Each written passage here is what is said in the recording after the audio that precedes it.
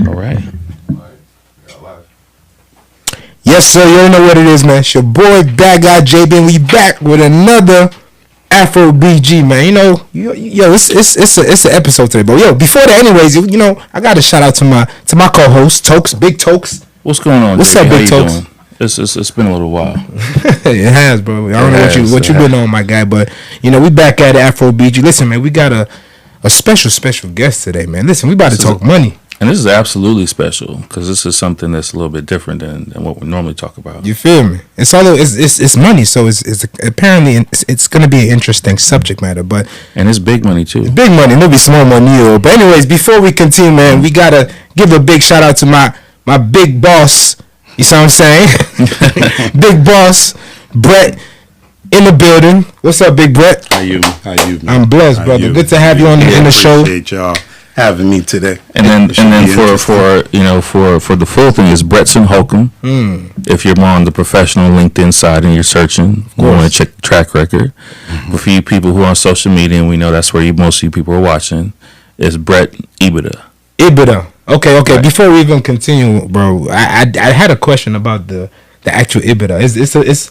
It's something I honestly have not heard before.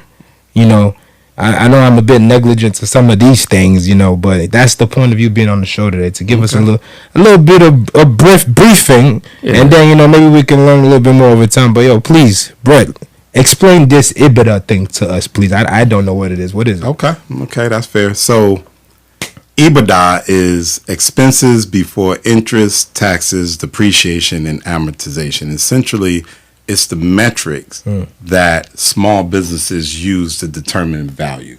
So this is how businesses are bought and sold on EBITDA. So I took the name because, I'm here to run small and mid-sized business acquisitions. Okay. So many words. We're here to talk about. What's that, Tokes? In so many words, man.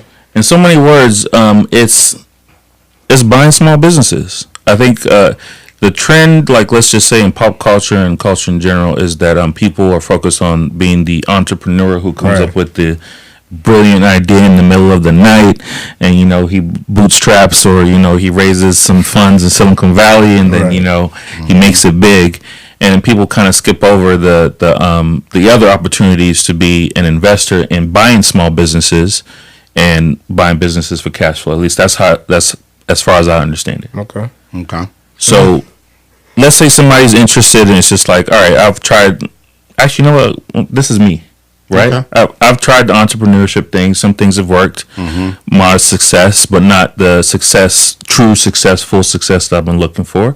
And so you're looking at other opportunities, and so I start hearing about, you could just buy small business. There's small businesses all around you, and they got cash flow.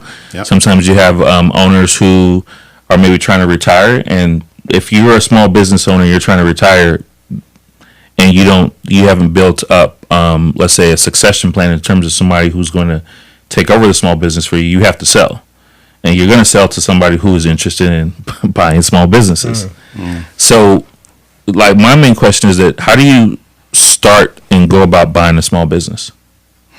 Okay, let's clarify a few things. Number one, so here's a funny thing, like, only 20% of businesses listed on your popular sites actually sell after being listed for 2 years on average. So basically 80% of the business are not selling. Gotcha. That's not to mention the business that never put themselves for sale, and they just discontinue one way or another. Right. They don't even have any kind of transfer whatsoever, which is the opportunity, right? So let's just clear that out. Okay. So I'm just going to tell you how I got into it, right? Based on what you said. So I always tell people, I came across these two questions that changed. So check this out. I'm talking, right? So I'm talking to this camera. I don't know if I should be looking at y'all. I'm just letting you know. I'm a little awkward with this, but I'm going to stay focused right here. Stay focused on this right there. All right. So, I was asked these two questions, and the two questions were, the first question was, if 90+% of businesses fail to continue after 10 years, why not just buy a business that 10 years or older. 10 years old, right? That makes sense. Right. So I said, okay, right, same thing. That makes sense, right? Yeah. Then the second question was, only 4% of businesses in the U.S. listed do over $1 million in revenue. So why not buy a business that does over $1 million in revenue that is 10 years or older? And it was at that moment I retired. Right. That's a high success rate. I just said I'm no longer going to be an entrepreneur. Right. I'm going to go on this journey of buying businesses. I'm going to turn myself into an investor, get really good at this, and I've been dialed in ever since. Great. So I have a question. I'm sorry for cutting you off. Please. All right. So being an investor, right, buying businesses, I'm assuming it could go different ways. It can be where you can buy it all outright, or you can buy a stake in it. Is my assumption correct? Absolutely. Okay. So that's something, because for me and maybe some other people who might want to do something like that, just at least knowing that you don't have to buy a business full outright, and as long as somebody's willing to sell a portion of their business, and as long as it makes sense, it's something that you can actually do. But also, my question is, how do you even find these businesses? But before that, anyways. Okay, because we got layers. I'm interested. But one thing I'll say is that I like the target for that, because basically it's 10 years or older, which is easy to verify. And that depends. So that's a depend metric, right? Okay, we'll talk about that. But so that's one part of the target. The other part is, are you doing $1 million in revenue or not? Which there are ways to verify that, to make sure of course. So that kind of like reduces, because there are a large number of small businesses, but that kind of reduces the number down significantly to so you got a good target in terms of what you're looking for, which I like that. Yep. So, man, there's so much to unpack in all this, right?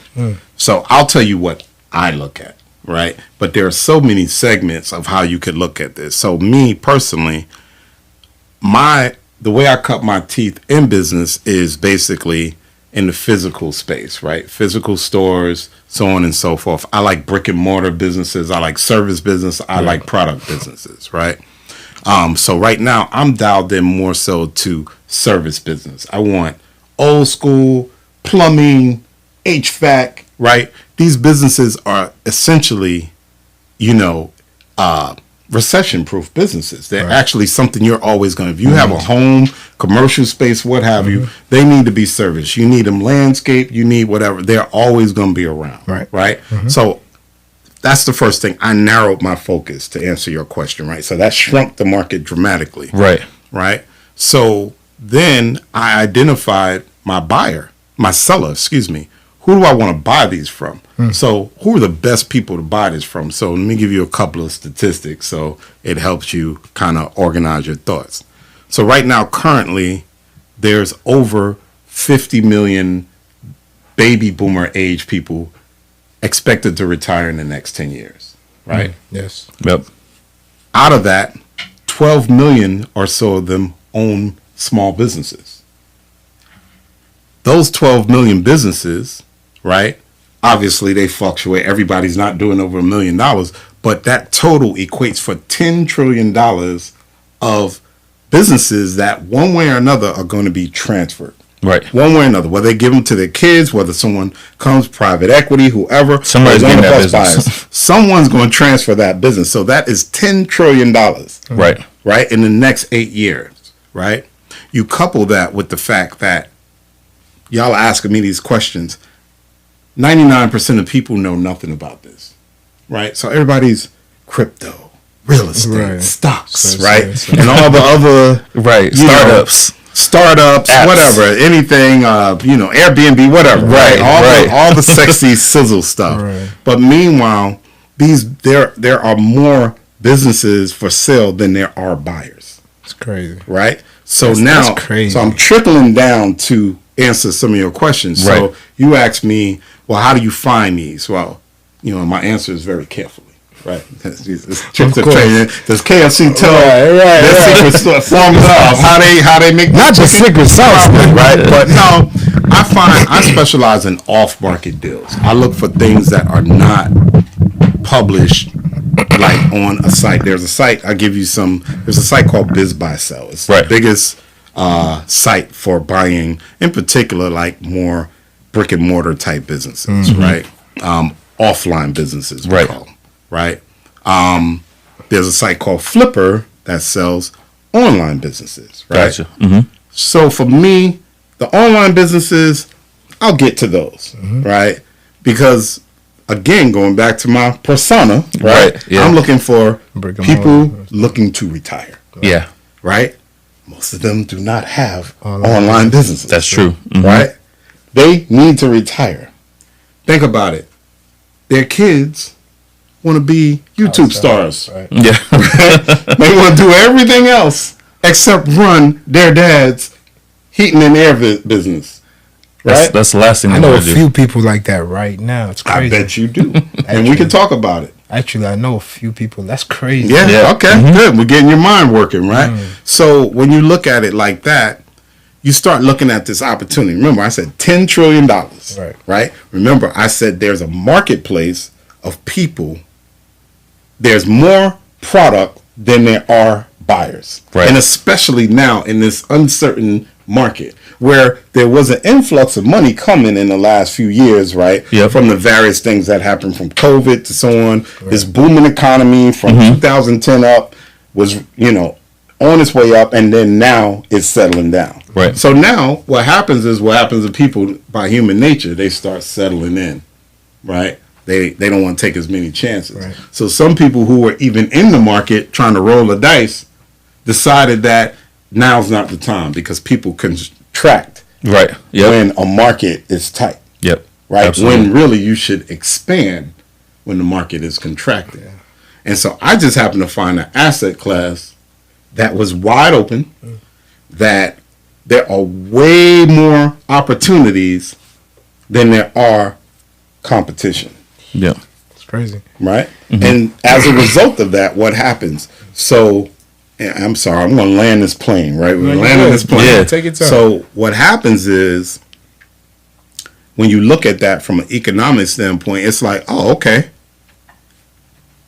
You don't have enough buyers. Or you had your business listed for 2 years and it didn't sell. Now what do? You kind of get defeated. And I'm not going to talk about all the reasons why they don't sell these businesses, right? These business brokers, blah, blah, blah, right? So nonetheless, now they are more open to terms. Right. So you mentioned to me earlier, oh, I kind of want to do this. I want to make sure I got my ducks in a row financially and this and that. And I'm saying, looking at you like, I don't think so. I don't think you have to worry about that. I think it's just like anything else. You bring something of value. If I came to you and say, yo, I got a business, right? It's making $2 million, right? In top line revenue. It's making, let's just call it $150,000 in net profit. So it's $150,000. And I'm like, yo, if you put up, say, 150, I'll give you whatever percentage of said business. Let's say it's 50%. So the first year you got back $75,000 off of a $150,000 investment with the opportunity for that business to go up. Where are you getting that return today that is predictable? Nowhere. Online. Now you could do better. I'm not challenging that there are not things out there that do better, but are they predictable? Okay, so my question with that, because let me clarify for some of you slow people that don't get what he's saying. No,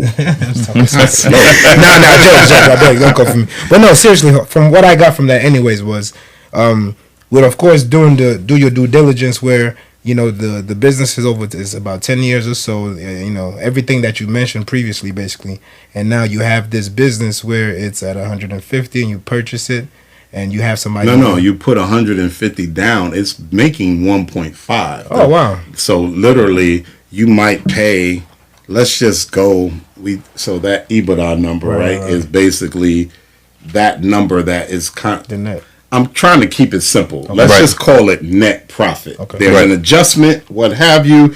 Again, it's expenses before interest, depreciation, taxes, and amortization. From what you said, right? 1.5 is the 1.5 is the top line. Okay. The bottom line, I use an example, just 10% net of 150. Okay. Normally, it's going to be a little bit more than that, but I'm just being conservative, right? Mm-hmm. You are buying a business, and that's the way I look at it. It's cash flow. I'm buying $150,000 of cash flow, right? Okay. If I give them 150, 10%, which I probably don't have to give them that much, right? But I'll give them that. And this is just me buying it now altogether. How much did I make in 1 year off my money? I ain't gonna keep you. No. It's cool. It's cool. I want to make sure I'm getting this right. Honestly, you want me to just walk you through please, because I'm thinking. With what I'm thinking is the 1.5. I think that's where I'm stuck at. So at 1.5, that's the top line revenue. That's how much it produces over the course of. So that's the big that's number. Not how much you put. Of course, that's not the net. But that's the vanity, what we call a country club number. Right. That everybody. That's like I'm doing 1.5. I'm a millionaire. No, you're not. Right. You're right. Okay. So after expenses and everything, of course, EBITDA 1.5, like 150. Forget EBITDA. Let's not even complicate it. Okay. 150. Let's just say that is our multiple, and so businesses are sold on multiples, right? Let's just say for that interest, that industry, let's give it a 4 times multiple. Maybe because it's such a just 10% as net, it just seems so low to me. It depends on the industry, though. Right. Yeah, and the business. Maybe that's what's kind of businesses that only yield 3%, but they do big numbers, so like it doesn't matter. Or manufacturing and things of that nature. So retail is a little higher, but they can go depending on your margins, right? Right. So let's just say I'm just using that example. So 150, I gave them 150 down. And trust me, we'll get around the 150, but let's just use that. I gave you 150 in a year. I'm getting back 150. What is my return? In a year? Yeah. So it's 100. 100%. Right, 100%. Right? Full, right. And then you keep making your money over time. Where are you getting at? Nowhere right now. Predictably. Yeah. Remember, this business is 10 years old. You're right. It's been in business. It's Bob's HVAC, right? He's been working the neighborhood, so on and so forth. It's weathered the storms. It's gone through everything. Bob has these fundamental issues, and this is where the man, and I don't even want to go that technical, but simply put, Bob is old school. Bob's on that business for 25 years. Right? So Bob has his business. He doesn't market. It's all word of mouth, right? Bob is still using fax machines and paper. He has not modernized that business whatsoever. So there's more opportunity to make more money simply by ranking on Google, right? Getting reviews, running ads. So I can double that probably in 18 months. And now that's when everything gets sexy. Right? He hasn't raised his prices. I like that. He hasn't raised his prices. And you're talking about some of the things that his kids should be talking to him about doing, because they want to do the whole online business and stuff like that. But if you take their dad's business and you modernize it with all of these online tools and stuff, you can boost the revenue. Listen, I have an example right now. I'm sorry. Go ahead, let's run it. So I'm in the print business as we said earlier, and there's a newer colleague of mine that I kind of met recently, and he does print as well. Focuses mainly on like car wraps and like some banners and stuff like that. He's been in business for about 25-30 years now, right? Just like you said, and he's old school. He doesn't he has just his one business. He has a lot of business already, and he said he always tells me about his son because he comes to my shop and he sees what I'm doing, and he said, man, he's a Jamaican dude, and he said, man, like I'm trying to get my kids to take this over me, but he wants to do some. See, I forgot what he said, but he was basically saying he was not doing nothing. He want to go. It wasn't even that. He wanted to be. He's working a regular job, and his dad is trying to give him this business basically, and he's really literally forcing it on this kid, and he doesn't want it, and it's like, but he has such consistent business, and it's crazy, and it's just as soon as you said it just made me remember this guy specifically. That example will resonate with thousands upon thousands of people. Everybody knows a good quality business that mom or pop or nana or whoever is still You know, you got a good restaurant, but mom is still cooking in the back. Right. And dad is still at the cash register, so on and so forth. And really, that business could bring in fresh new blood, change the way they do things. Right. I'll give you another example, just simple, of how I analyze businesses. So I stay on that example, 1.5 million, right? They're doing 150. Like I said, I do a deep dive into the business, which is called due diligence. I go dive into the business. I realize that they haven't raised their prices in 4 years, right? So the reason why people are coming to them is because they have great service, right? So that product aspect is together, right? Or that service is together. The pricing is great for people because it's lower than the next one, right? Than the median average, right? And so with that being said, people are real comfortable with it. Yeah. But there are people who are looking for more and are expecting them to go up, and they're just keeping their margins. So what if I took over the business, I increased the price by 10%. 10%, right? I'm at a 10% margin. I increased the price by 10%. How much profit did I just create? So that's like Jeopardy, but for business. Damn. Jeopardy for business, like that. So 10% margin, right? 150. I increased the price by 10%. How much profit 15. Did I just create? You say 15. Okay. An extra profit percentage. Profit is extra percentage. 15. An extra 10%. You say 10%. No. You said that you upped to 10%. I increased the price by 10%, right?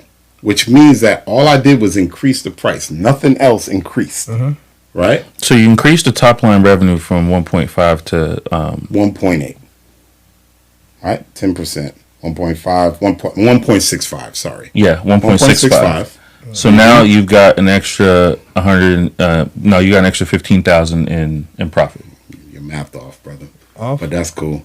Let me unpack this. We got the Jeopardy question wrong. So if I increase the price by 10%, right, to 1.65 from 1.5, that's $150,000 difference. Right. What was the profit margin again? $150,000. Right. So what did I just do to that business? I doubled. So that's that's what I initially thought, but I just didn't see that. I don't want to hear what you thought. I would think it was 100%. Now he thought that. Right.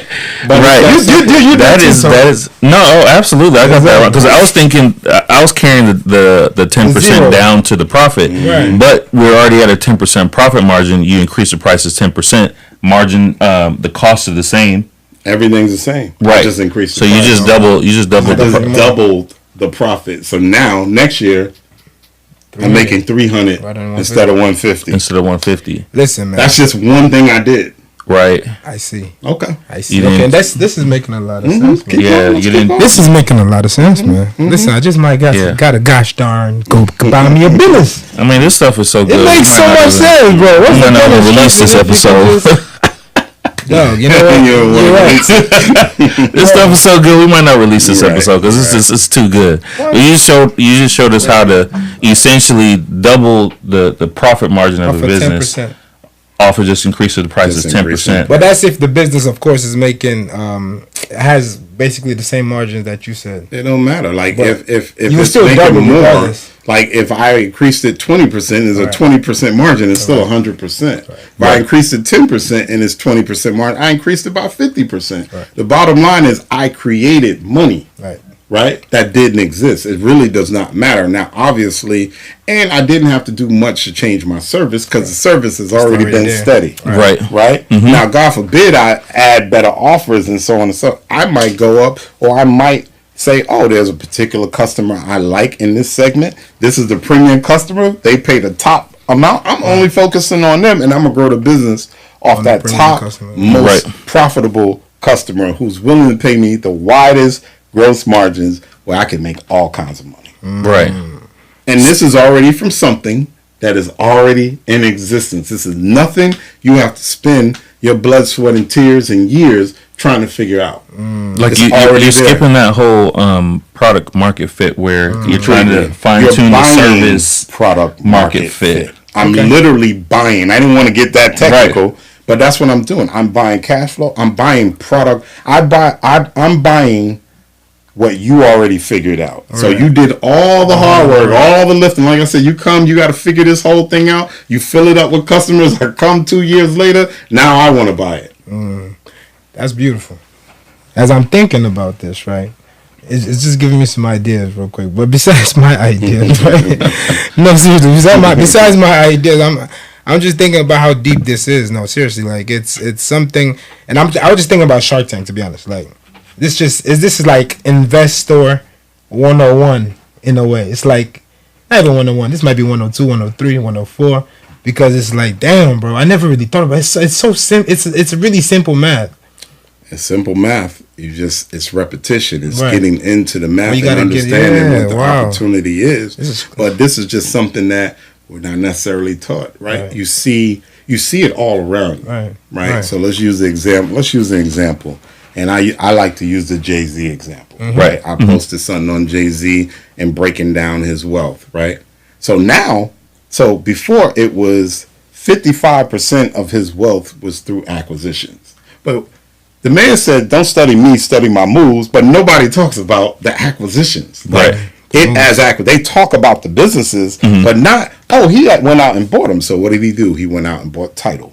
Right. He bought Duce. Yeah. Right. He bought Ace of Spade. Right. That, in the moment he bought them, that's what pushed him over the $1 billion mark. Right. Yeah. So, and maybe not, let's say he had to sell 40% to Sprint for $200 million, which pushed his valuation up to $200 million from whatever it was. Then he sold a percentage to LVMH of Ace of Spade, dramatically pushed up the value. Then he sells 25.1% to Bacardi for $750 million. So now his portfolio is worth $2 billion plus. Right. And he did all from acquisitions. And from what you said before, it sounds like, all right, so he, being like a shrewd businessman, sees, let's say, Ace of Spades. It's a nice brand. It's got the product market fit. People like it, but it's not doing, let's say, the numbers that he feels like it could do. So he acquires that company. Then, just like you said, maybe tweaks the marketing and promotion, does this and that. And so it's now a much bigger brand. And then another company is just like, oh, we like what you've done with this business and we'd like to invest in it at this multiple of whatever it is. And then that boosts his portfolio up significantly. So, Jay-Z is one of the king of the blacks, right? So essentially he went and bought a business. He knew that he can increase unit economics. He could buy it and sell 1,000x more cases than is currently because of his popularity. Right. And so that's what you're seeing. You're seeing The Rock. You're seeing what's the name? What's the actor that sold George Clooney. Casa? Yeah, George Clooney. Yeah. Right. You're seeing all these people. Yeah, Ryan Reynolds. A lot of people. Ryan Reynolds is killing the game. He should be a billionaire right now, right? Yeah. So essentially, they're attaching their mega brands with a product and driving a value. Obviously, Rihanna. Right. Exactly right. 50 started that with the whole vitamin water thing. Right. Beats by Dre, so on and so forth. They're finding products. They're attaching their products. So if you were super popular, you can come in, find a little small business, market to your crowd, and drive up value. Anyone could do it at any level, right? So I'm going to. Right. It's a lot.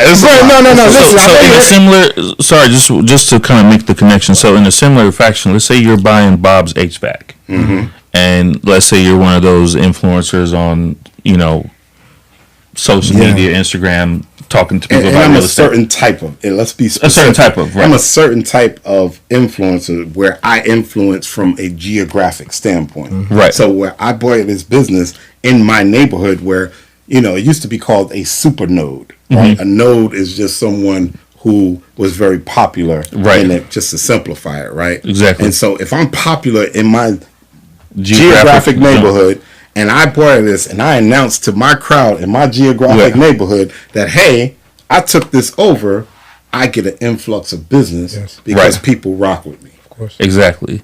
And so then now you bought You bought Bob's HVAC, and let's say you've changed it to JB's HVAC, and you've marketed it to your geographical region. It's now a bigger business.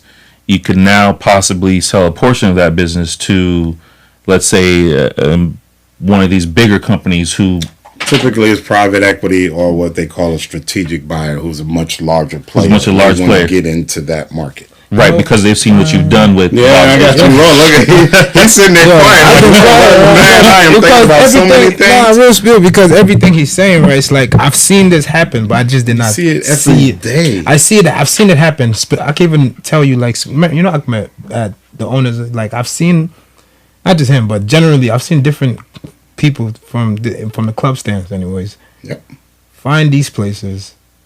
Go and tell them the place that might not be doing. And I know about this particular thing. It's crazy. I never really looked at it like this, right? Yeah. Find us a venue. It might be a restaurant, something that's not, you know, it's just there. But they sell drinks. They do all the general things that you need. But you tell them, hey, I could come in here, turn you guys up, because for example, I'm a promoter, like I said, right? So go in, say, buy the club. Tell them, hey, you don't have to pay. Not even buy the club. They'll pay out the. You can do a rev share. You could do it where it's called the baseline deal. Mm-hmm. Hey, y'all are currently making $10,000 a month. We're really not doing much in here. I can come in. If I get this up to over 20-something thousand a month, what percentage would you give me back for doing that? Right? So, and that's based off that 10. So if I brought it up to 20, if we split, I'll take 5, you take 5, right? If we get it up to 30, I want equity. I want to be able to get 10%, 20% equity plus a split. If I get it up here, so you could do this in tranches and create different deal structures for yourself, where the more volume you create, the more ownership you get in return. So let me give you a base behind. It's 3 simple concepts that I do deals by. I look at what I call the 3 A's, right?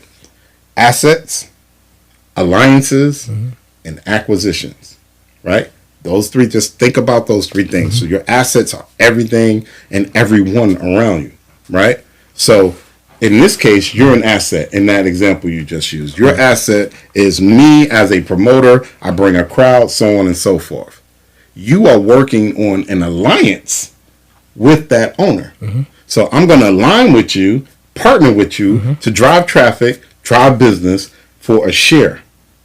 That can essentially say, hey, what I also want to put in this is, if we get to a certain point, I want first right of refusal where I could buy it outright, right? Or the next tier is, as it hits certain numbers, I want equity, which is now moving into the acquisition of the asset side. So you went through 3 different AAA. The AAAs, assets, I love it. Alliances. So everything you do in business is an asset, an alliance, or an acquisition. You can't think of nothing that you do that's not an asset, alliance, or an acquisition. Man, I don't know if I want to be a business owner no more, man. Come to the dark side. Man, for real. I'm on the way. Straight on the way. I'm on the way, bro. This is crazy, because it's not crazy. It's beautiful. Wow, because like, bro, like I've seen these guys basically go to a spot, tell the owner that, hey, I want to come in. I'll renovate it. I'll make it look like the way I need it to look. You don't have to worry about the rents and nothing for about 2-3 years. I'll just pay you a certain amount of money that you get. But that's even though if you bet on yourself a lot more. That could, that's deeper, right? You could look at that. You could structure that a number of ways. That could be, a master lease option where, hey, I'm taking over this whole thing. I'm going to pay you for the spot and all the overhead or what have you, but I'm going to take over, but I control the asset and I get all the profits, right? Or I could do a split with you, right? I could do like a lease option. Hey, I want to buy this. I want to lease with an option to buy, right? You could do a number of things. You could set, like, we could get all into the trenches of this, because there's so many ways to look at it. But so it goes back to your question. It's all I'm trying to just kind of share with people is that when your mind starts opening to this and you start being creative with this, you stop thinking about your limitations. Remember what we talked about earlier? Most of this stuff is mindset. I spoke of a $1.5 million business. So to 95% of people are just going to stop listening because they heard this astronomical number, right? Feeling that, but I could never do this. I need 1.5 million dollars business, right? And that is not the case whatsoever. And that's where all this creativity comes in finance and so on. And guess what? There's also a government entity called the SBA, right, that will lend you 90% of your business. That most people don't even know. Please elaborate, sir. Because we know if the SBA. I mean, not everybody, but a good amount of people know. The Business Association will give you what's called a 7A loan, in which they will lend you 90, and hell, they will make sometimes a seller take a note back where you only have to come up with 5% of the actual cash, which, because it's commercial, this is not like residential where it's all strict or what have you. I can go to you, and raise 10%, right? Have the seller take a 5% or hold the 5%, get the 90% loan. What's that, 105? So at closing, I can get 5% back in my pocket. Right. Because I just sold y'all shares. Okay. Right. I don't want to get that sexy on you about because that's really going to turn you to the dark. Right. That's sexy right there. I'm telling you that you can actually cash out from these things. Man, it becomes crazy. It's man, this is beautiful, man. Brett, listen, I need to know this because most businesses, from my point of view anyways, what I assume, I don't know for a fact, right? I wouldn't assume that most businesses making well, I would assume a business that makes gross 1.5, yeah.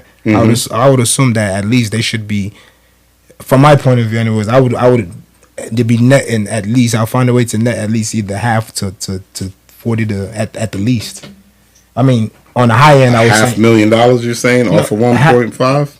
Half of 1.5. So 30. Some industries will allow you to do that. Yes, but not all. Like most industries won't. Okay, so if I'm in the industry that I'm looking at is making 1.5, netting about 450, right? Let's keep it clean. Okay. Let's keep the average at 20%, which is 300. 20%, right? 20% in some industries are good. In a service industry, you are getting into a really good space. 22, 24, hell, if you get the 30% owning a service business, you are kicking it in most service businesses. Right. All these things have nuances. But a lot of service businesses are single digit to 12%, right? Like, so, but that's that type of business, right? You talk about retail, it might be 20% is the standard, right? And another business, assistant living, things like that, it might be 30%. Right. So each one, then online stuff, it's 50, 60%, right? Yeah. It just, and then just education products, it's like 80%. So each one goes up. So you can't think about it across the board. Because at the end of the day, you're still getting... It's about you buying a valuable business, bro. Like at the end of the day, you're still making 150. Right. And I just showed you how to double it, just doing one simple thing. Right. Sorry about that. So you get greedy. I forgot about that. Come on, man. No. I forgot about that. But you see that? All you think, but that's my. All you thinking like, oh, that's my negligence. You see, you're thinking on a deeper level because this is this. Let me give you one more that really. Let's almost like lay it down on this one, right? Let's use that same example, right? Okay. So remember what I told you, like, so that 1.5 business that's doing 150, and we'll just use that as EBITDA. Just keep it clean. So it's at a multiple. They sell at multiples. That can sell anywhere as low as a 2 multiple to as high as, say, a 5 multiple. Right. Let's give it the most, right? 150 times 5, right? 750. Yep. Right? That's the sales price, right? So now let's go back to the example I gave you with the 10%. Okay?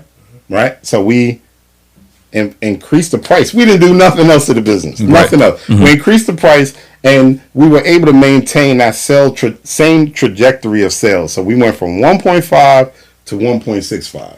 Right? So now our EBITDA is 300 times 5. 1.5. Yeah. We bought it at 7.5 and we doubled the value plus we doubled the cash flow. Okay, so the multiple part. Man, the multiple. So you could almost, if that were your thing, you could almost flip that Yeah, I don't even want to start talking about multiples. Y'all are gonna die. Y'all are gonna fall over with the multiples. No. The multiple part is what I want to be clear on, because I heard that. But businesses are sold on what's called seller discretionary earnings. If you're what's called a amateur, or let's call it a owner operated business, where the seller is a vital or integral part of the business, right? But if you have a professional business that has management, SOPs, strong accounting, so on and so forth, great employees, whatever, and it operates within itself, that is a EBITDA or a professional business, which yields a higher multiple. Gotcha. All businesses are sold in multiples. So on average, a EBITDA business might sell for, I forgot the last one, but let's say it's 2.7, right? Not EBITDA, sorry, SDE, seller discretionary, or let's not use the technical terms. A unprofessional business, a owner managed business might sell for, on average, 2.7. Gotcha. Where a professional business, right, EBITDA business might sell on average for 4.2, 4.5. And let's just give it grace and call it 5. Right. And that's part of that is because mainly that business is now more structured, more reliable. It's more valuable. Right, because almost anybody, not almost anybody, but it's easier for a company acquiring that to continue managing it. To continue. So here's a principle of buying business, right? And this is where it gets really interesting. The principle of buying business is really simple. You are buying certainty, and you are buying the future. Right? So when you go in and you're starting to do your due diligence, right? You're looking into that business. You are looking to make sure that business can continue on its proper trajectory of what it projected it's going to make over the next 5 years. Right. You want to be somewhat certain of that, right? So you're digging in to say, what can actually take this off track or derail this from staying on a trajectory of growth. Right. Whether that's 10% year over year growth, 20%, whatever, right? What can derail that? Oh, if I remove the owner, what percentage of the work does the owner do? Right. The more the owner does, the less valuable the business is. Right. I come in here and you're the stereotypical Jamaican with the tree jobs and you're doing everything in here, your business really doesn't have much value.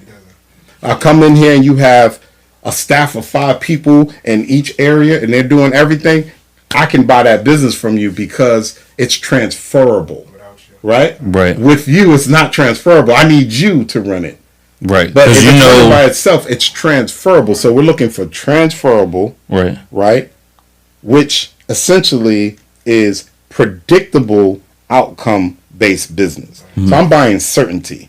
Right. So I bring in and I develop a lens to be able to do my own due diligence, but then bring in specialists that look at that business with a fine-tooth comb to find everything. I bring in, whether it's a financial due diligence person that will come in, match your bank accounts with what you say you made, and go, tick for tack, right? Whether it's a legal professional that comes in and make sure there's no liens, and you have the insurance is correct, there's no lawsuits, all this stuff, right? And that's what we're doing. We're checking the boxes to make this acquisition certain. Right. Certain. Use the word certain. The more certain, the more valuable. Right. Absolutely. Hey, bravo. Bravo, Daniel. Listen. Because this is where you hear sometimes on the larger scale, this company is interested in acquiring this company, and then doing the due diligence, they found out that half of your revenue is BS, and so we adjust the price, or we're not. Or we walk away. And because you're going to what's called LOI, which you're signing a letter of intent, it's not bondable in the vast majority of cases. So essentially, you could walk away from that deal, right? I could look at this business for 90 days, determine that after this 90-day period, I want an adjustment in the price. If I can't get that adjustment in the price, I might walk away from it. I don't find it to be as valuable as you stated it to be through my due diligence. Through my due diligence, gotcha. Okay. And so these are the protectors in place. Right. And so if you go through the SBA, let me give you one more. Please. You go through the SBA. What do you think? I like these quizzes, right? Yeah. What do you think? Let's stay on the negative side. What do you think the default rate is for people who went through SBAs to get 7(a) loans for businesses is? The default what? The default rate. How many people default on those loans? What percentage? You just throw a number out. What do you think? I would think it's a high number. What do you think? 80%. I would say. What do you think? I'd say between 20 and 30. 80%. 20 and 30%. 80. I'm in business. 2%. Wow, it's crazy. Wow. So I need to get that on. No. Let's process what I just said. That's crazy. 2%.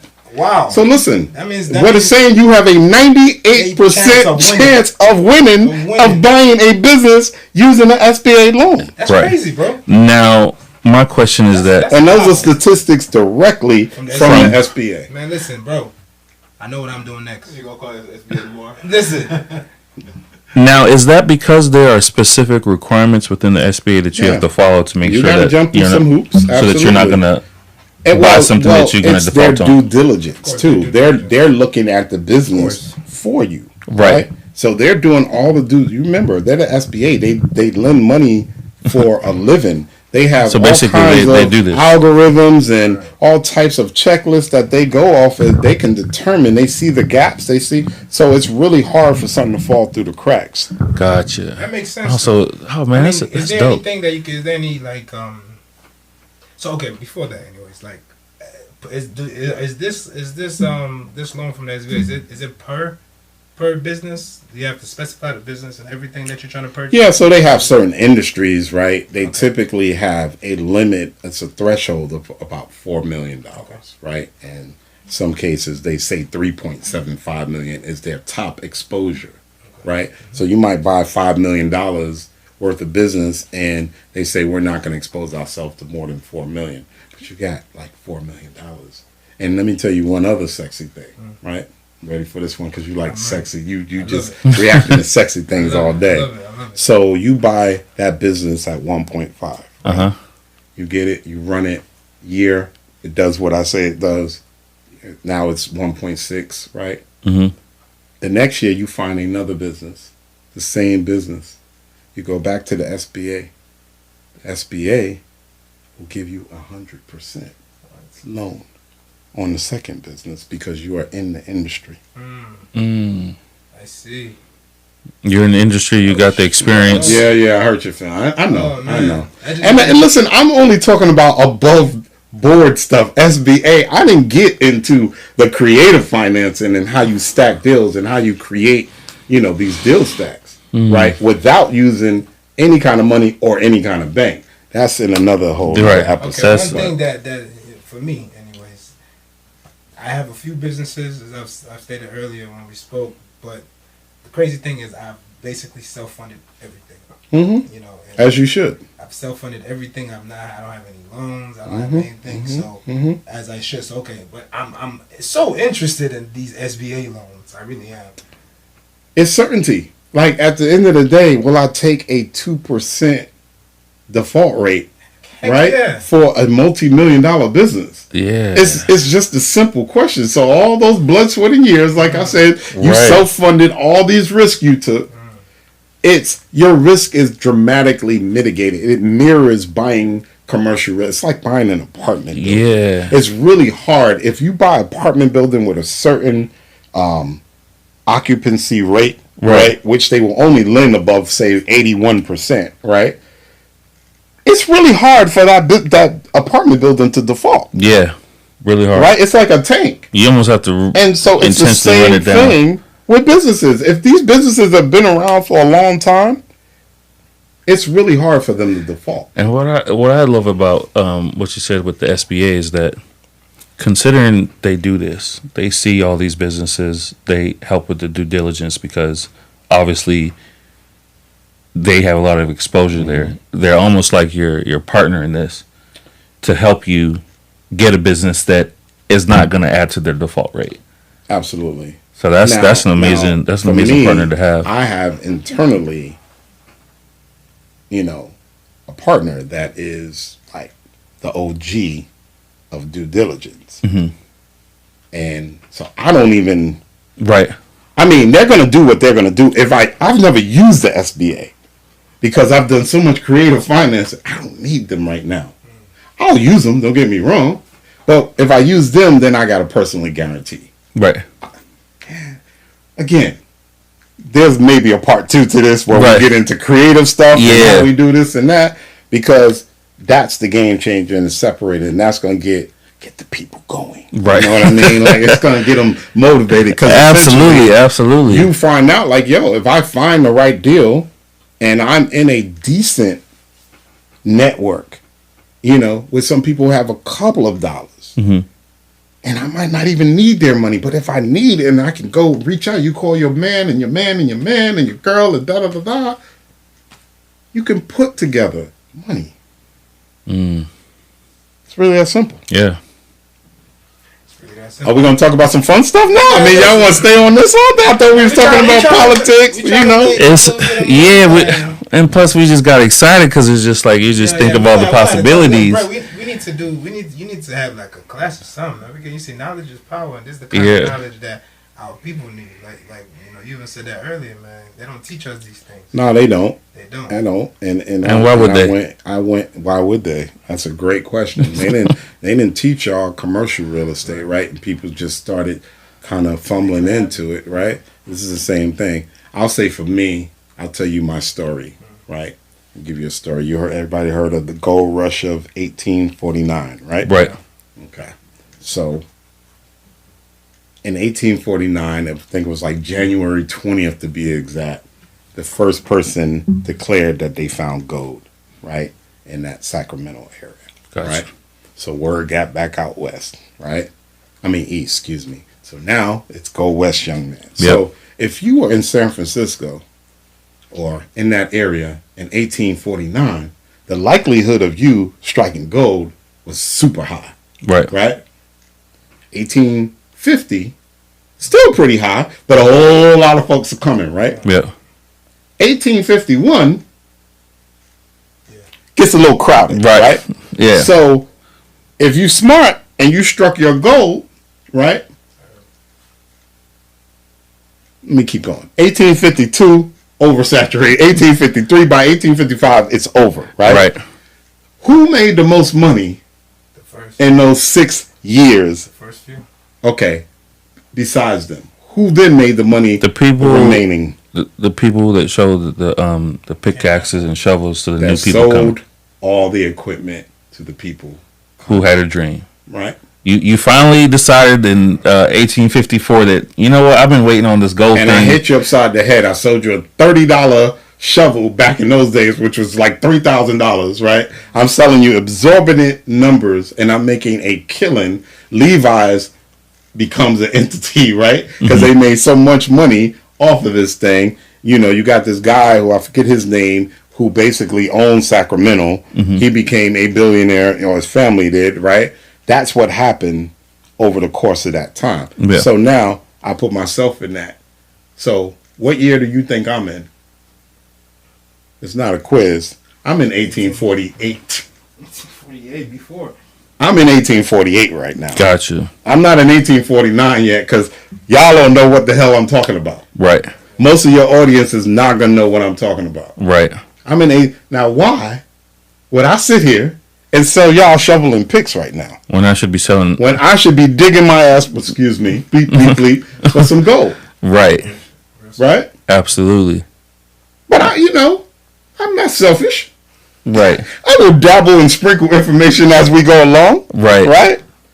But that's what I'm on. I'm in 1848. So y'all got to excuse me. I'm in 1848. Living which makes sense. So it's like you don't have time to devote all your time to teaching the game when it's still in the early innings. Because if I teach the game, and I think we talked about this, right? I teach the game, and my man told me this, one of the big gurus told me this one time. He gave me this advice. He was like, bro, if you decide to do this now, it's going to take away from you as an operator or as an investor because you're going to put a lot of time into marketing that product. Right. And which one is more valuable to me based on what I just told you, right?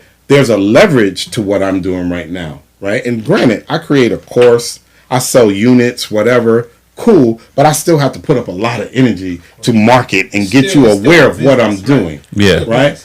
And really, it's still a startup. That's what I meant. It's a startup. It's like it's a nasty word for me right now. It's disrespectful for me to talk about a startup right now. Right. Mm-hmm. So, but again, it's that responsibility thing, right? Mm-hmm. It's, man, I know something that a lot of people don't know, and I know if they knew this, they would really benefit from it. Right. So I'm thinking of it. I mean, stay tuned. I'll come back over here and make my announcement when I'm ready to do it. Here we go. It's like when Brett Ibida announces the course, it's gonna be some good info. Y'all better get on it. But just know y'all better get on it because you might be a little bit late on the curve. Right. I'm like, sure. I'm a little early right now, though. Oh yeah. You see what I'm saying? So, Mr. Brett, understand this. You're gonna be getting some calls from me, man. I bet I am. The question is, are those calls gonna go through? Let's see if the calls make it to me. You know what I mean? Calls go through, you know, I ain't gonna say what happened before this, right? And the punishment in which I have to now lay down. Probably, I ain't gonna say nothing about it. Though. I'm gonna keep it moving. Yeah, those who know, know. You know what I mean. You know what I mean. But it is what it is. But no, this has been some great information. I hope most of y'all minds are really open because my mind is like wide open on the possibilities. Because when you can convert, because with the whole entrepreneurship, part of what they're selling to people is that the creativity that you get to be creative, come up with an idea and all of that. But you can apply that same creativity to creative financing, creative ways of finding off-market businesses, structuring, all those things. Yep. Because when you have a business that's already running and has already kind of survived that threshold that most businesses fail, you have these different levers that you can creatively play with, where you can, whether it's increase the marketing, increase the profit margins, increase so many different things to really make that business sing. That's dope. Man, I like that. I'm in business, so everything here, it's honestly just replaying in my head, all right? And I know I'm definitely gonna watch the hell out of this again. Okay. Because it's so informational, man. Informative, sorry. It's so informative, and just thinking and like, man, like, bro, I've been working. Imagine me. Yeah. And I'm still said the same thing. I'm like, I've been working. It's like, dang, man. Like, okay, so if you have the money to play with, man, you can really just go. You keep talking about money. If you have the mindset to play, you can make. It's just about finding out to get a whole lot of money. It's all in the mindset, though. But listen, I'm not even gonna speak too much more on it. I know what angle I need to go. Okay. But yeah, man, we got to talk about some fun stuff, man. All right, what's fun? What's fun? Give me some fun stuff. This has been fun, honestly. I mean, for me, maybe not for everybody else. Kind of fun. But right. Let's talk about fun. Let's talk about your fun, bro. I gotta give it to Tokes, man. You gotta give it to me. I gotta give it to Tokes. You gotta go ahead and start this off, Tokes. Okay, so let's sometimes I promise you, I'll see stuff on Instagram that it's just interesting how people think. It's really crazy. I don't have the screenshot, but I'll give you the rundown. And so somebody asked a question that it was a female, it was a woman, and she said that there was a guy who was referring to his dog as a doggy. Okay. And they counted that as a red flag. Is that toxic masculinity? No, it's almost like as if he's a man should call his dog a dog, not a doggy, because that might lean a little bit slightly feminine. Well, it's reverse toxic now. You're saying he's a little on the limp. He's a little on the limp. I'm listening. Right. So it's just like, is that an appropriate red flag, or as they called it, an ick, which is just something that they find icky or just kind of not attractive. And I just thought that, I personally thought that was crazy. Is that? Oh, that's my question. Yeah, because what it speaks to. You got an opinion on that? Because what it speaks to, at least I'll tell you guys my opinion on it. It speaks to people feeling like they have so many options that they can disqualify people off of small, trivial things like that. Speaks to where people's mindset is, because it's just like doggy. I mean, does it matter? Yeah. And for me, sorry for you. And it's very stupid, actually. Because it's, for me, that's like saying mom, mommy. And you know, the funny thing is that was their next post, is that they were relating to like that type of person probably calls their mom mommy. What's wrong with saying mommy? I call my mom mommy. I'm not the other thing. You know what I'm saying? You don't even say the word. You don't know what word. You know what I mean? Regular. Right. You know what I'm saying? You identify as him. I got you. Yeah, man, it's crazy, bro, because, you know, it is stupid. And honestly, of course, with the women of today's time, feeling like they are, you know, Instagram is the problem, bro, to be honest. And too many guys reaching out to females thinking they have all the what's it called? The options, like you said, man. It's just today. It's just ridiculous, man. The way people think off of this online thing. I don't even know what else to say about that. Brett, how you feel about that? I'm the guest line. I gotta speak my piece. Well, you know, I won't even call it crazy, right? I won't call it crazy. I'll say that that's a non-negotiable maybe. But I think that where we lack in society, I'm gonna do a broad stroke of this. Yeah. I think it's a mindset thing, right? Okay. I think that I was telling someone this today. There's 3 types of people categorically. Obviously, you can add some more to that, but let's just focus on these 3 types. There are people who are oblivious and they just live life the way they want to live life, right? There are people who are woke and then they live life the way they want to live life for their highest self, right? But a lot of those people are very egocentric and selfish because they're thinking about their highest self, right? Then when you have that third category is a person who is on a journey to be their highest self, but they think about their mate or their potential mate. And they ask this one question that distinguishes them from everybody else. Here's my checklist, right? So, you know, you see stereotypes of the women having a checklist that scrolls down with 90 things. Right. Men have 3 things, right? It's stereotype. It's cute. But do they take that list? And then do they turn around and say, if I found a man with all 90 of these qualities, who would I have to be for that man to like me? And I think that's where all the confusion lies with men and women. We talk about women in this case, but it's men too. We create these unbelievable, you know, avatars of the perfect person. Right. But when we look at ourselves, we're not measuring, well, would they like us? Are we attractive to them? Are we strong enough to be attractive to them? So to me, we need to go through this humility phase if we're really trying to, you know, attract that person, right? If we're not, we're on whatever we're on and it's all about me, so cool. Right? That might be her non-negotiable. But you might want to look at that list and figure out that all 90 of those things can't be non-negotiables because you'll never find a person. Right? So if that one little pet peeve is a strike, it might be at the lower end of the strike. It is nothing that should stop you, right? Unless it's just something you grew up with and you got some creeps about it or whatever, and it's at the top of your list. But that sounds like a low list item that, okay, noted, but not a big deal, right? Because if you check off these top 3, 4 things here, you in the game. Right. I can work with the middle, and then the rest of it is petty. Right. Right? And we can work that over time. Gotcha. That's your investment. But then those top things that I want, I better damn well match it. Gotcha.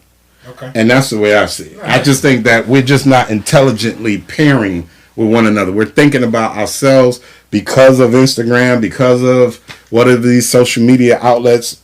We're telling each other what the ideal person is, and we're literally judging people on their ideal self and not most people's real self. All right. So including our own. So it's like you get stuck on the petty stuff because you're not even considering how you stack up against everything else. You're not considering how petty you are. like, boo, you petty too. You know, you got that thing you do too, right? Right. Everybody does. Everybody does, right? And imagine I met you and things were hitting off good, and you did this one little itty bitty thing, and I eliminated you, which men do, because there's men who think that they are at the top of this totem pole. But when you let's put the balance. You're about to be stereotypical. I feel it coming. You about to talk about these advantages. Go on, I'm listening. Go on, let's do it. I mean, it's not even the stereotypical thing. It's just, I mean, yeah, it is in a sense, because it's not even about stereotypes. Most stereotypes are true. They are true. Like, yeah, there's exceptions, of course, but the exceptions. Don't contradict yourself, brother. You just said they most true. Though. Let's not talk about the exceptions. I mean, let's stay on the path. I like it. Keep on. Let's go. Roll it. Run it. I'm here for it. For sure, though. But most of these stereotypes, like, they have a lot of truth to them. You know what I'm saying? So it's just like I said. There are some that that are an exception with that, and it's for me when it comes down to male and females, especially with today's time, right? It's just a lot of things are more geared to what the woman wanted. It's obvious to the woman. Everybody sees it. You know what I'm saying? So with that being said, and like social media, for example, right, is a way where it's really a good thing for most. It's because it works for women. It works for everybody, right? But it's really working great for women and what women want majority of the time. What is that? They want the attention. They want validation. And that is on every angle from just as a female. What about men? What do we want? We just want what we want. We want sex. Yes, we want sex. We want sex, and we use it as a damn, like most of us use it as a funnel, right? To shoot shots to get in. You talking about Instagram? Yeah. Okay. Yeah. That's absolutely. True, but that's the only other option, because in today's time, right? In order to even that's the only other option, bro? Man, not the only other option. Okay. No, it's just I'll say that for men it's the easiest option, because what it is that you see a large variety of women, right, and you figure the law of numbers. I mean, just like you said, a funnel. Some of them got to click somewhere at some point in time, and then it's an easy tool to reach a lot of them. So what does that do for us though? Like, we always point fingers at the ladies, and Lord knows I done pointed my fair share of fingers, but like, let's point it back to us. Let's be accountable. Right. What does that do how does that ruin men? How does what ruin men? This funnel. Like, we're looking for sex. Yeah. Like, and I'm using that word because it's very clear. Like, yeah, we like this. We'll take you out to get to the promised land, right? So what does that say about us, though? But it says that's just naturally who we are. Ooh. So it's naturally who we are, but it's not. So they don't naturally seek validation. Of course they naturally seek So everybody's being natural. Okay, and that's clear. I'm not denying that. Okay, I'm glad you even mentioned that. Okay, now that I'm being fair to the ladies, you know. Like, I'm like an R&B singer. I'm shouting out to the ladies. I want the ladies to like me, so I'm gonna give them some love. Right. So and that's fair. But yeah, okay. So if we look at some of the ways that it affects men, is that it can kind of make you be exposed to a lot of different women and a lot of different, let's say, capacities of which might make you negatively or have a negative view on women as a whole. It desensitizes you the same way it desensitizes them when they have all these followers and all these people in their DM and they don't know how to distinguish quality. It's the same thing with you. You're just throwing numbers, and you lack a respect for them as well. Yeah, but that man that's throwing numbers is not looking for quality per se, because you said he's looking for sex. All men initially are looking for sex. Okay. All from both sides. Actually, men's and women are looking for validation. They're looking for validation. And so now a man is looking for sex, right? And he's shooting his shots, really just trying to get it, right? From not anybody, but from who he chooses. Whoever's of standard in that. Right, in that, from within his, you know what I mean? Yeah, so with that being said, now this woman is getting all of this, right? And it's just she, from her standpoint, she's picking from her idea of what's valuable. If it's the guy's attractive, or he looks like he has some money, or whatever the case might be, right? So now we know what we're looking for. It's clear as day what we're looking for. They know what we're looking for. It's not like it's not a secret, because what other reason am I taking you out? And then, like, if I don't know you and I'm trying to take you out and do all these things with you, that apparently I'm trying to get something out of it, right? And now all they're looking for is just, and that's why men feel like, oh well, it's hard to shoot my shot, because when they gotta, basically make all the decisions on it before I can even move forward with this individual. Women control everything, the sex and the narrative, but men control the relationship.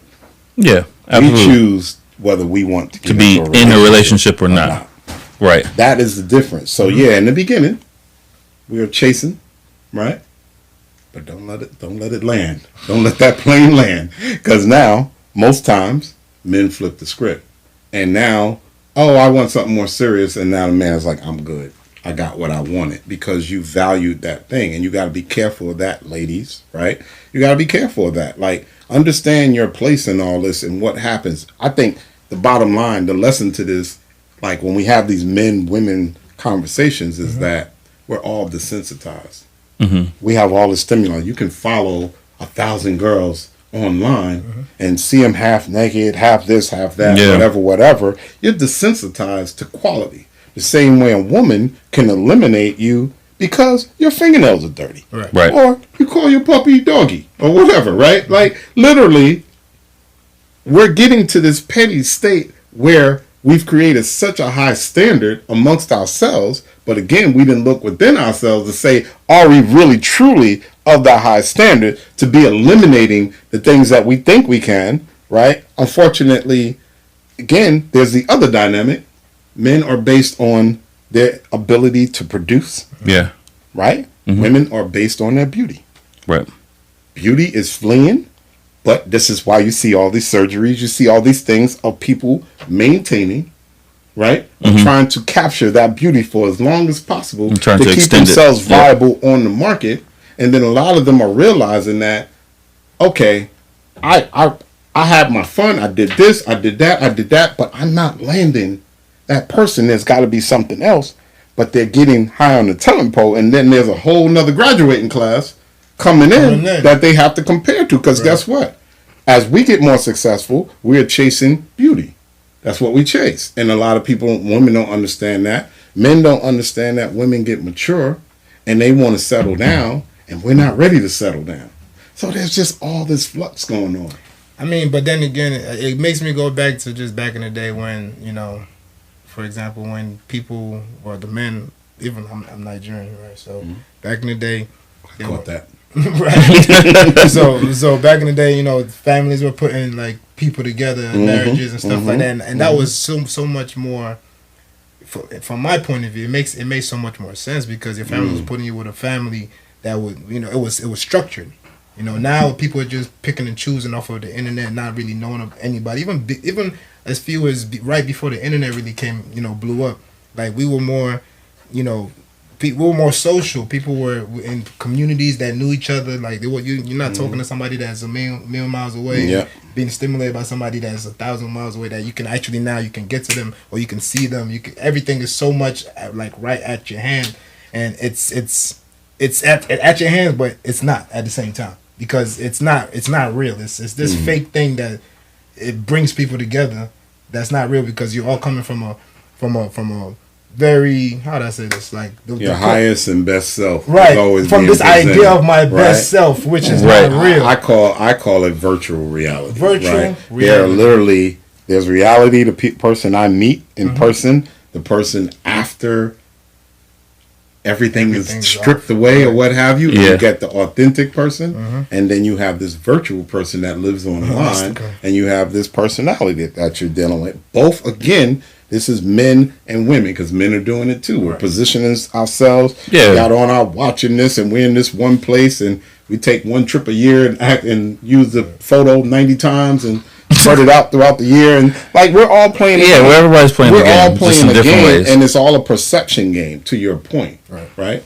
So, but let me challenge you on something, or I won't even call it a challenge. Let me ask you. So you go back to what you say in your tradition, right? And how your parents were basically intelligent parent is what I call it, right? Family to family. So do you feel like dating sites, do you think that they, based on how things are set up, are they effective because they literally dig down into the person and find you a match based on your personality and psychographics? Sorry for cutting you off. I would say no. Because dating sites are just there to make money, to be honest. Back then, It was more. So they don't have any success stories. They have some, but it's not compared to the. I would say That's some. I would say is an exception. The majority of these dating sites, like you're looking at it on a big spectrum, right? So, and I'll say that it's there are a few success stories, but the majority of it is intent on the same thing with social media, where you want people to continue swiping and scrolling and interacting on the site, and you cater to people's preferences. Where, just like you said, a lot of it's visual, so it's just like, okay, who looks the best, who's the most appealing, what traction and interaction are they getting on the site. And then, but what it's encouraging people to do is to go through as many people as possible, where it makes it feel like, you know what, if this was whack, I could just go on the thing and swipe and find somebody else real quick. And so, like you said, it kind of desensitizes you, and everybody's disposable, so you just keep going and going. Well, and so I think they kind of add to the problem in a way, because they make it so easy to scroll through so many different people. I got something real quick. Yeah, y'all ain't gonna keep me all night. No, I got something, right? So there's this concept of 80-20, right? The Pareto principle, right? Yeah. 20% of the people get 80% of the results, right? Right. They say that that's true in everything, including male and female. Right? Absolutely, yep. So there's a top 20% female, and there's a top 20% male, right? So what's happening is, it's an interesting take, is 100% pretty much of the females are going after that 20% of men, right. And the 20% of men are going after 100%. The 20% of women, maybe even the top 5, top 10, true, right? True. Mm-hmm. And so what is leaving is a gap for the other 80%. So these 80% of men who are left over have a small pool, because most of these women, to your point about these comments, are valuing themselves in the top 20 when they may be at the 25, 30 percentile. And what's making it worse? Makeup. Filters, makeup, whatever, just a body part. You got one good asset, blah, blah, blah. So, but the point being, though, is that, and everybody, but if you think about this, and there's naturally more women than men on earth. Right. So, and if these same women are going after the same men, there's only 20% of these men that are really killing it, killing things, right? And so you're comparing your potential mate to someone that maybe you don't really align with. Maybe they would never pick you. Right. And there's no disrespect. And I'm not saying that in a that's just human nature. That's just human nature, when you break that down, that's what it is. It's like a lot of men who are 8 and above, like from financially, being fit, whatever, right? Mm-hmm. Like cool, great personalities, whatever, mindset, they're picking the top of the litter. Exactly. They're not necessarily going to go down to the 3, 4, and 5. And there's no disrespect, but that 3, 4, and 5 believes they're a 5, a 6, 7, and 8. Right. And that is where things get jaded. Yeah. Right. So it's like so inflation. Social media. Like what? Inflation. Okay, break that down. Well, it's just like people's and chicks. People's Go on, no, but it's like people's self-assessment of themselves has now been inflated to the point where you are 3, 4, or 5, but you now think you are a 5, 6, or a 7. And so because of that, you're now discounting people who are quote unquote on your level because you feel like you deserve higher. It's all the fault of social media in today's time. I'm telling you, it's so, because before. And it goes it's a little bit more than that. It's mainly. I'll give you another example. I would say that because before we were in smaller communities, you could only see so many people. Mm-hmm. So it made sense. So I bet you that percentage was different back then compared to what it is. I can name somebody from the Ukraine right now. Right. Absolutely. And there were some other factors of I'll say back in the time where it's just like, one was you were limited geographically, right, to whoever was around. Second, because of the culture, you were also on a time clock where you didn't have for forever to find a mate. Right. Mm-hmm. Like you had to pick very quickly because you had a short window. Yep. And if all the good people were taken, you were out. And if you were out, you were also out socially because you were ostracized because you weren't married and thrown stones at and burnt at the cross. But even then, they still had options where if they were, because back in the day there was a lot more marriages, there was a lot more people having children. So even if you were ostracized, like you and the other ostracized chick You know what I'm saying? Who might not, y'all will eventually might get together or have a kid or something. It happened a lot more then than it is now because the girl who was like a 5, like we said, right? Now she can literally put on makeup online, right? And look like a good 8, 9 or 9 God, online. bet she have a little body. Exactly. And then if she has it's over. She's 10. It's over. And then she's 10. And then the other factor was that her avatar, right? Her avatar is a 10. Is a 10. Her virtual reality is a 10. Exactly. And she's reality, a 5 in and she reality. believes that reality. And then the other part about the past was last that. point, because this is the most but that lands the plane. Yeah. But what now? The deeper question is, what is reality today? Right? Because we say that Social media is reality. Social media might be more realistic than reality. It is. Yo, Sad we're in the to say. Matrix, bro. This is crazy.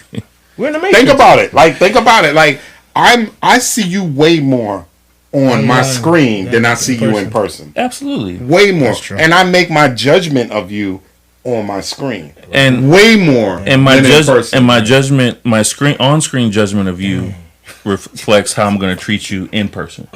Exactly. And it works At both least initially. ways. Because That's I have some friends that we both know that have these funnels where, okay, they don't even go out. They literally like a picture, DM, da-da-da-da. Somehow the girl is coming over their house, and that's the end of the story. Like, so it works both sides, but you have to be the right person for that. You have to be in the right, for you. The right percentile. Yeah. Listen, man, it's been a pleasure. Yeah, it's been a pleasure. It's been a super pleasure. Right. Listen, we talked about the business, like that's major. So if y'all are just tuning in, make sure you actually go check this out, rewind, and make sure you check this entire thing out. Very informative. We got Big Brett in the building. Ibada. Understand it as Brett underscore Ibada Brett on Instagram. Ibada. On Instagram. Please. Brettson Holcomb. Brettson Holcomb. It's a pleasure, boss. Brettson Holcomb, if you're nasty. Appreciate you. My brother. This was amazing, man. I'm glad you came through. But JB, where can they find you? You can find me, on Instagram, Bad Guy JB, just like it sounds. BADGUYJB. Tokes, how about you, boss man? You can find me trying to buy some businesses. No, but if you're looking for the social, you can find me at Toksogun, and that's everywhere. That's TOKSOGUN, and that's even the .com. So we appreciate y'all coming out. This has been a great show. Thank you. Good night. You have a good one. Let's get it. Peace. Yes, sir.